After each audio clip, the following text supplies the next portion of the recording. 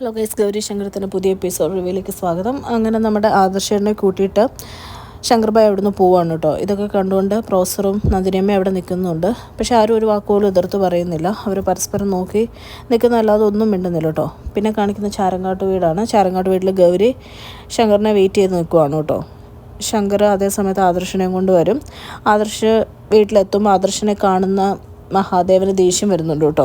എന്നിട്ട് കളിയാക്കിക്കൊണ്ട് ചോദിക്കുന്നുണ്ട്, ഇതെന്താ ഇവൻ ഇവിടെ എന്നൊക്കെ ചോദിക്കുന്നുണ്ട്. ഇതൊക്കെ കേട്ട് മണിമുത്തശ്ശി അവിടെ ഇരിപ്പുണ്ട്. രാധാമണി തങ്കച്ചി ആണെങ്കിലും കളിയാക്കിക്കൊണ്ടങ്ങ് വരും കേട്ടോ. അതേ സമയത്ത് നമ്മുടെ ശങ്കർഭായി ആണ് കേട്ടോ സംസാരിക്കുന്നത്. ശങ്കർഭായി പറയുന്നുണ്ട്, ഭർത്താവിനാണ് ഭാര്യയുടെ മേൽ അവകാശം, പിന്നെ സ്നേഹിക്കുന്നവർ ഒരിക്കലും പിരിക്കാൻ വേണ്ടിയിട്ട് ശങ്കർ കൂട്ട് നിൽക്കുകയില്ല എന്നൊക്കെ പറയുന്നുണ്ട് കേട്ടോ.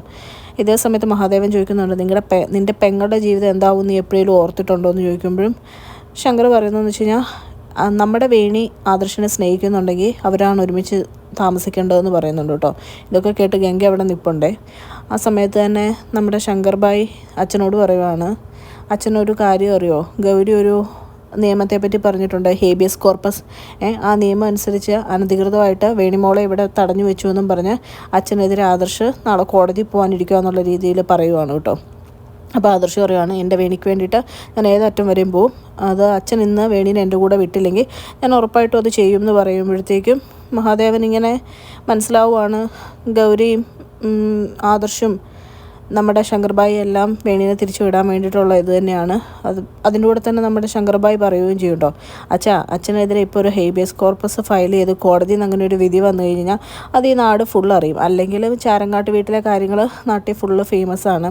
ഇനി ഇതും കൂടെ അറിഞ്ഞാലത്തെ അച്ഛൻ്റെ അവസ്ഥ എന്താണെന്ന് അച്ഛൻ ചിന്തിച്ചിട്ടുണ്ടോ? അച്ഛൻ്റെ പൊളിറ്റിക്കൽ ഭാവി എന്നൊക്കെ പറയുമ്പം രാഷ്ട്രീയ ജീവിതത്തെക്കുറിച്ച് ഓർത്തൊക്കെ പുള്ളി ഒന്നും മിണ്ടാണ്ട് നിൽക്കുവാണ് കേട്ടോ. അതേ സമയത്ത് ഗൗരി ഗംഗയോട് പറയുവാണ്, കണ്ണുകൊണ്ട് കാണിക്കുവാണ് കേട്ടോ, പോയി വേണീനെ കൂട്ടിയിട്ട് വരാമെന്ന്. അങ്ങനെ വേണീനെ നമ്മുടെ ഗംഗ തുറന്നു വിടുമ്പം ഗംഗ പറയുന്നുണ്ട് കേട്ടോ, എനിക്ക് നിന്നോട് ഒരു ശത്രുതയില്ല വേണി, പണ്ട് തൊട്ട് നീ താഴോട്ട് ചെല്ലും, നിൻ്റെ ആദർശേട്ടൻ വന്നിട്ടുണ്ടെന്ന് പറയുകയാണ് കേട്ടോ. ഇത് കേട്ട് നമ്മുടെ വേണി ഓടിച്ചാടി താഴെ ചെല്ലുമ്പം ആദർശ് അവിടെ വേണീനെ വെയിറ്റ് ചെയ്തിരിക്കുകയാണ്. ആദർശനും വേണിക്കും കാണുമ്പോൾ ഭയങ്കര സന്തോഷമാണ് കേട്ടോ. വേണി ഓടി വന്ന് ആദർശിനെ കെട്ടിപ്പിടിക്കുന്നുണ്ട്. കെട്ടിപ്പിടിച്ച് അവരിങ്ങനെ നിൽക്കുന്നത് കാണുമ്പോൾ നമ്മുടെ മഹാദേവന് വിഷമവും ദേഷ്യമൊക്കെ വന്നിട്ട് വേണിയോട് പറയുന്നുണ്ട്, മോളെ നിൻ്റെ ജീവിതം എന്താവുമെന്ന് നീ ഓർത്തിട്ടുണ്ടോ? ഇവൻ്റെ കൂടെ പോയി കഴിഞ്ഞ് കഴിഞ്ഞാൽ ഇനിയിപ്പോൾ എന്താ നിൻ്റെ ഭാവി എന്ന് ചോദിക്കുമ്പോൾ എല്ലാവർക്കും ആകെ സങ്കടമായിട്ട് ഇങ്ങനെ തലതാത്തി നിൽക്കുവാണ്.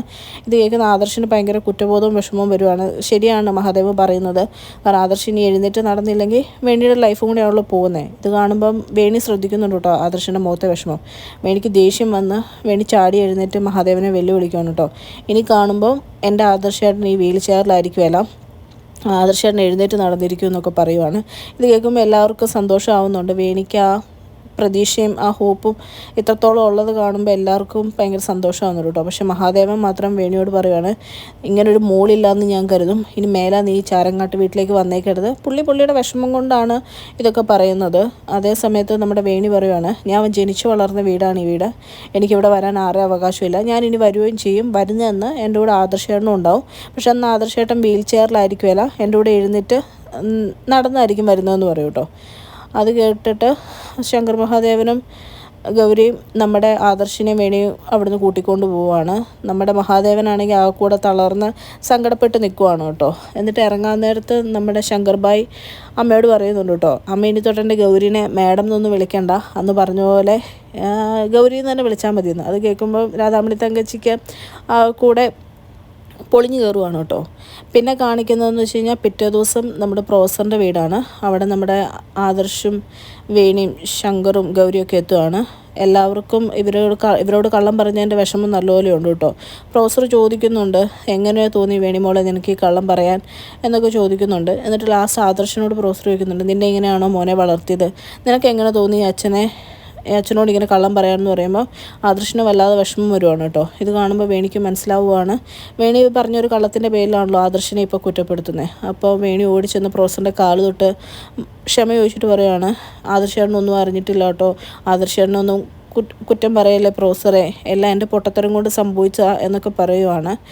അതേ സമയത്ത് നമ്മുടെ മുത്തശ്ശിയും പറയുന്നുണ്ട്, ആ സാരമില്ല പോട്ടെ എന്നൊക്കെ പറയുമ്പോൾ ഗൗരി പറയുന്നുണ്ട്, അച്ഛാ ഇത് അവസാനമൊക്കെ ആയപ്പോഴേക്കും ആദർശേട്ടനും വേണിയും ഞങ്ങളോട് പറഞ്ഞായിരുന്നു എന്ന് പറയുമ്പോഴേക്കും പ്രൊഫസറിന് പിന്നെ ഒരു തോന്നലാണ്, സ്വന്തം മോളും എന്നെ ചതിക്കുമായിരുന്നു, അറിഞ്ഞിട്ട് എന്താ എൻ്റെ മോള് പോലും എന്നോട് പറയാത്തതെന്ന് ഇങ്ങനെ ചോദിക്കുവാണ് കേട്ടോ. ആ സമയത്ത് നമ്മുടെ ശങ്കർഭായി പറയുന്നുണ്ട്, എൻ്റെ ഗൗരി നിനക്ക് ഇപ്പോൾ ഇത് പറയേണ്ട വല്ലോ കാര്യം ഉണ്ടായിരുന്നോ, ഇനി നീ പറഞ്ഞു കൂടുതൽ കുളമാക്കണ്ട. അങ്ങനെയല്ല പ്രൊഫസറിനോട് പറയാൻ വേണ്ടിയിട്ടായിരുന്നു, എല്ലാവരോടും പറയാൻ, സ്വന്തം അച്ഛനോട് പറയാൻ വേണ്ടി ചെന്ന് കഴിഞ്ഞപ്പോഴത്തെ അവസ്ഥ എനിക്ക് പറ്റിയില്ല. പിന്നെ എങ്ങനെ ഇനിയിപ്പോൾ പ്രൊഫസറിനോട് പറയാത്തത്. പക്ഷെ ഒരു കണക്കിന് പ്രൊഫസറിനോട് ഗൗരി ഇത് പറയാത്തത് വളരെ നന്നായി. കാര്യം എന്താണെന്ന് വെച്ച് കഴിഞ്ഞാൽ അച്ഛൻ ഇവിടെ വന്നു കഴിഞ്ഞപ്പോൾ നിങ്ങളും കൂടെ അറിഞ്ഞിട്ടായിരുന്നു അച്ഛനെ ചതിച്ചതെന്ന് അറിഞ്ഞിരുന്നെങ്കിൽ അത് മറ്റൊരു വലിയ പ്രശ്നമായിട്ട് മാറിയേനെ. ഇതിപ്പം വേണിമോൾ എന്തായാലും എല്ലാവരും ഒരേപോലെ ചതിച്ചു എന്നാണല്ലോ അച്ഛൻ വിചാരിച്ചേക്കുന്നത്. അതെന്തായാലും നന്നായെന്ന് പറയുമ്പോൾ കേട്ടിട്ട് നമ്മുടെ മുത്തശ്ശിക്കൊക്കെ ചെറുതായിട്ട് ചിരി വരുവാണ് കേട്ടോ. അത്രയും കാണിച്ചുകൊണ്ടാണ് ഇന്നത്തെ എപ്പിസോഡ് അവസാനിക്കുന്നത്. ചാനൽ ഇഷ്ടപ്പെട്ടാൽ ലൈക്ക് ചെയ്യാനും സബ്സ്ക്രൈബ് ചെയ്യാനും കമൻറ്റ് ചെയ്യാനും മറക്കല്ലേ.